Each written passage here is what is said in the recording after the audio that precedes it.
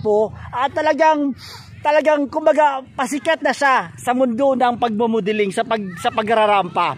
Ang kanyang pangalan ay si John Ray Montesa na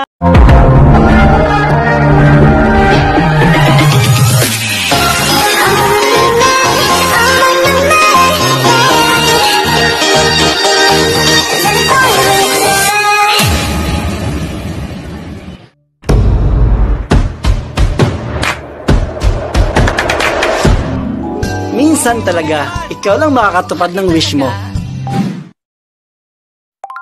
What's up guys? Welcome back to my channel. So yun mga lalabs, so as usual mga lalabs, nagbabalik ang ating Big Fabi series. So napakahaba na ng ating vlog for today mga lalabs. Umabot na po tayo ng episode 31, which is napakahaba pa talaga ng ating vlog for today mga lalabs regarding sa Big Fabi or regarding kay Big Fabi. So ang ating model na i-introduce for today ay isang famous sa mga lalabs at nag-uumpisa pa lang to sa pagmomodeling. Pero bago to siya naging pumasok sa pagmomodeling at naging titleero na to ngayon, actually mga lalabs, itong model nito ay gwapo to, legit na gwapo at talagang kumbaga pasikat na siya sa mundo ng pagmomodeling sa pagrarampa. Ang kanyang pangalan ay si John Ray Montesa na alam mo yun, nung kasagsagan na nag-uumpisa pa lang siya na mag-modeling, bata pa siya na sobrang bagets pa talaga siya mga lalabs. Sobrang bagets pa siya nung nag-umpisa siyang mag-photoshoot kay Big Fabi. At syempre, di ba, ang inyong sikat na katanungan ay ang inyong mga laging tinatanong kung Dax ba to or Jutay. So, actually hindi ko alam hindi ko pa alam kung Dax ba tong batang ito or Jutay kasi noong mga panahon na nag-shot kami nito, medyo hindi ko to pinansin kasi hindi siya masyadong pansinin kasi medyo payat-payatan pa si bakla noong mga panahon. Ano pa siya, medyo payat-payatan, mga ganun.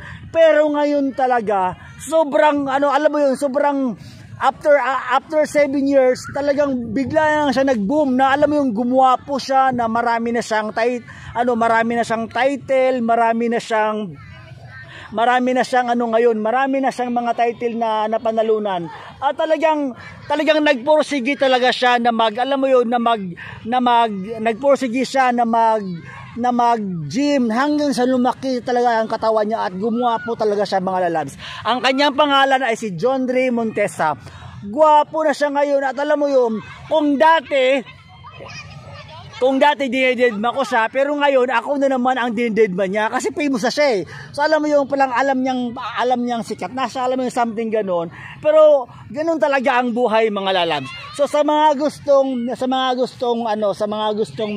mag-interesado sa model na to, actually friends kami sa Facebook nito at nag-uusap naman kami. So yun, i-PM nyo lang ako mga lalabs, no. Hindi ko alam. So kung gusto nyo, itanong ko sa kanya kung Dax ba siya or Jutay kasi nung mga kapanahonan na alam mo yun, nung mga hindi pa siya famous, talagang hindi ko siya pinansin at hindi ko talaga siya, hindi ko siya kinakausap, mga something ganun. Pero ngayon, nung after 7 years or mas pa kasi year 2015 hanggang ngayon, talagang umangat talaga siya, alam mo yung bigla siyang nag-boom talaga. So tingin ko kung opinion ko lang, kung sa ko lang, Dax tong batang ito, o feeling ko lang pero pwede kong itanong sa kanya, pwede kong itanong sa kanya kung Dax ba siya or Jutay.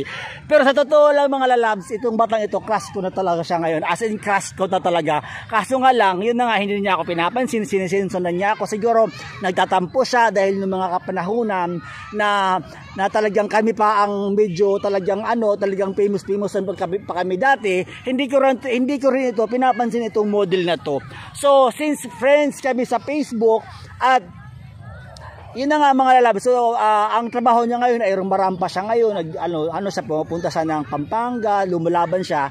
At syempre itong si John Ray, taga Bacoorang din to, kapitbahay ko lang din tong model na ito mga lalabs.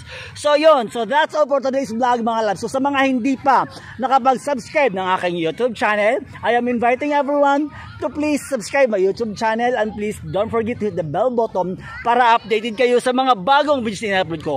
Always remember mga lalabs, kung may pangarap ka sa buhay mo, gawin mo lang ito sa legal na paraan, dahil minsan talaga ikaw lang makakatupad ng wish mo. Bye! Yeah!